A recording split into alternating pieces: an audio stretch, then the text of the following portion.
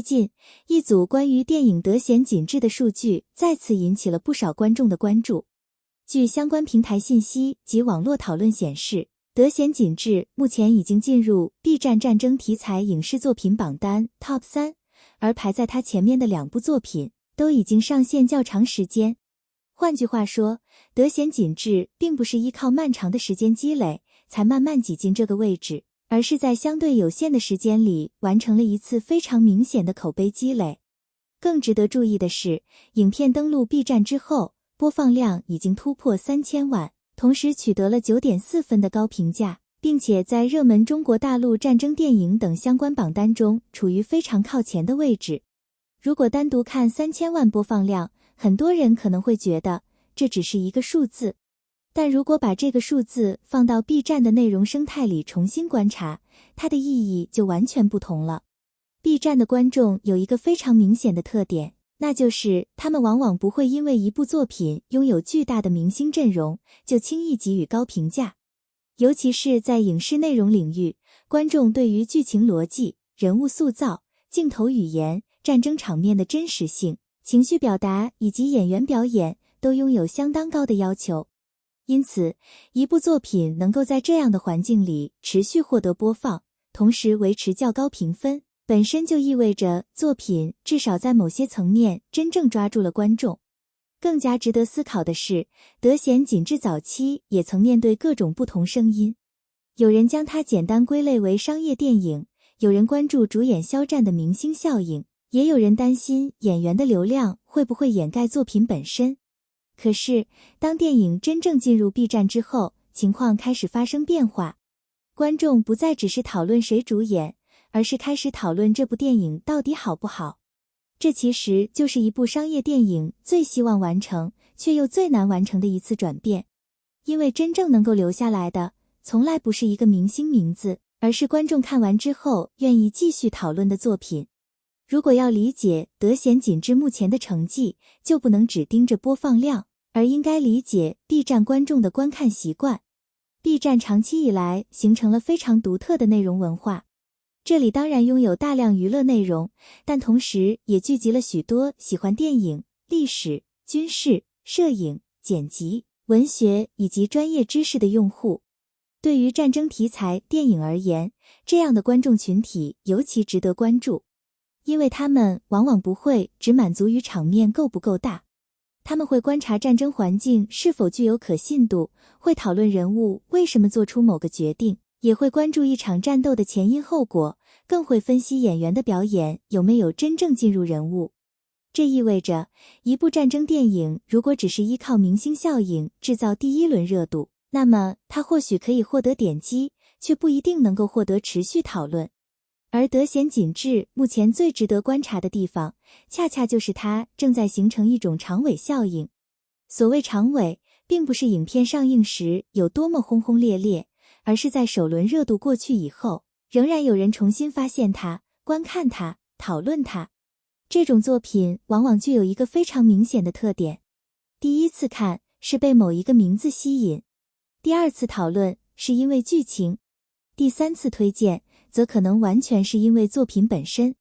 这3个阶段之间，其实对应着一部电影价值认知的逐步变化。对于肖战而言，这种变化尤其值得关注。因为当一个演员拥有极高的知名度时，他面对的往往不是有没有人认识，而是观众能不能把演员本人和角色彻底分开。如果观众看完电影之后仍然只记住肖战出演，那么作品的价值就很难完全释放。但是，如果观众开始讨论角色、故事、战争环境和人物命运，那么演员实际上已经完成了从明星到角色塑造者的一步跨越。这也是得闲紧致在 B 站获得讨论价值的原因之一。数字本身没有情绪，真正有意义的是，为什么会有这么多人点进去？又为什么有一部分人看完之后愿意留下自己的评价？一部电影的播放量可以来自宣传，可以来自明星效应，也可以来自热点事件。但播放量持续增长，往往需要另外一种力量，口碑。尤其是当观众之间开始出现自发推荐的时候，作品就进入了一个完全不同的阶段。一个普通观众可能不会专门为一部电影制作宣传内容，也不会因为平台安排而反复讨论它。但是，如果他看完之后觉得这部电影比我想象中好，他可能会把它推荐给朋友。如果朋友看完之后又产生相似感受，那么第二轮传播就形成了。这种传播没有传统广告那么直接，却拥有更强的信任感。因为推荐者不是品牌方，也不是宣传团队，而是普通观众。德贤锦志目前受到关注的一个重要原因，就是它似乎正在经历这样的传播过程。更值得注意的是，这种传播并不完全建立在肖战粉丝的基础上。当然，主演的粉丝群体能够帮助作品获得早期关注，这是明星电影无法避免的优势。但如果只有粉丝推动，作品很难长期维持高质量讨论。真正决定一部电影能不能继续向前的是路人观众，他们不会因为演员是谁就永远保持好评，也不会因为演员是谁就永远保持差评。他们更加在意故事有没有说服自己，人物有没有打动自己，情绪有没有传递出来，演员有没有让自己相信这个角色。当这些问题逐渐得到肯定回答的时候，作品就开始脱离粉丝圈层，进入大众讨论空间。因此，3000万播放量真正值得关注的，不是3000万这个漂亮的数字，而是它背后可能存在的观看结构。在影视平台上，评分一直是一个非常敏感的数据。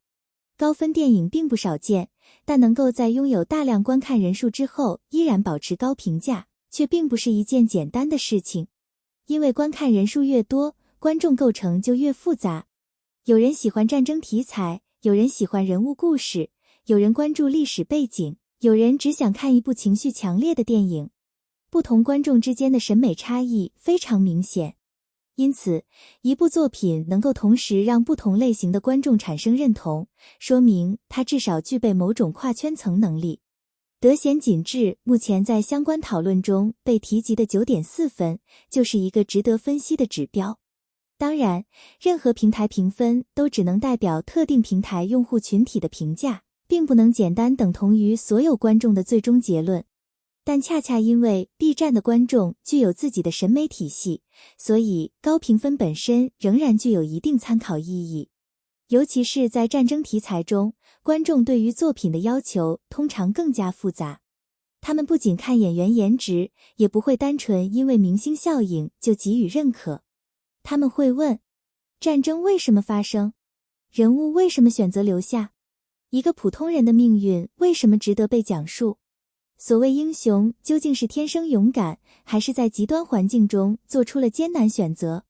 这些问题如果能够通过电影被呈现出来，就会让战争片从战争场面展示进一步变成人物命运表达。这也是一部战争电影真正产生后劲的地方。因为战争场面可以让观众紧张几分钟，但人物命运却可能让观众在电影结束之后仍然无法忘记。如果德贤锦志能够让越来越多观众从来看肖战转变为来看这个故事，那么 9.4 分所代表的就不仅仅是一个评分，而是一种观众认知的改变。谈到德贤锦志，就无法绕开肖战。但恰恰因为肖战的知名度足够高，他所面对的评价标准反而更加严格。一个普通演员出演战争电影，观众可能首先关注角色。但一个拥有巨大公众关注度的明星进入战争题材，观众很容易在第一时间把演员本人带进电影。这既是一种优势，也是一种压力。优势在于，它可以为作品带来巨大的初始关注。压力则在于，观众会不断问，这真的是角色，还是明星本人？